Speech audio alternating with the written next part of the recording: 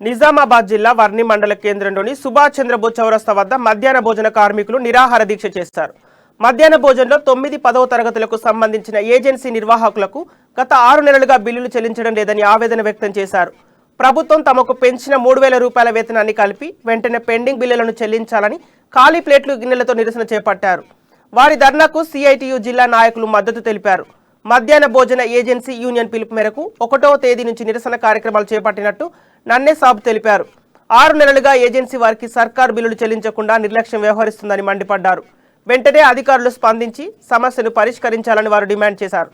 ఈ కార్యక్రమంలో యూనియన్ వర్ని మండల కార్యదర్శి అంజలి, ఏజెన్సీ నిర్వాహకులు సవిత, సుజాత, మేఘన, అనిషా బేగం పాల్గొన్నారు.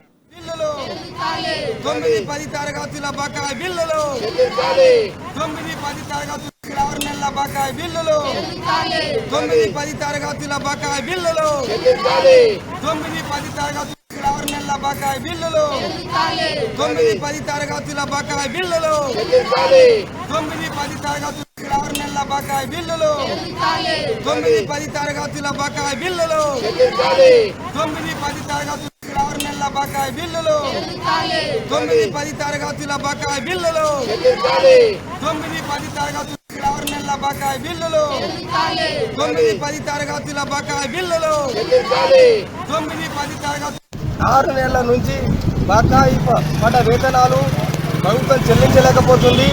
6 నెలల 9-10 తరగతులకు సంబంధించిన మధ్యాహ్న భోజన కార్మికుల బిల్లులు, ఫుడ్ బిల్లు, ప్రభుత్వం పెంచినటువంటి 3,000 రూపాయల వేతనం అమలు చేయాలని 1వ తారీఖు నుంచి హై స్కూల్కి సంబంధించినటువంటి ఏజెన్సీ నిర్వాహకులు సమ్మె చేస్తున్నారు.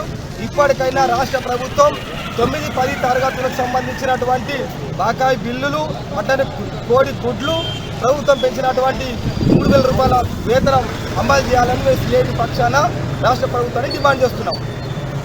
6 నెలల నుంచి బకాయి పడ్డ వేతనాలు ప్రభుత్వం చెల్లించలేకపోతుంది. 6 నెలల 9-10 తరగతులకు సంబంధించిన మధ్యాహ్న భోజన కార్మికుల బిల్లులు, ఫుడ్ బిల్లు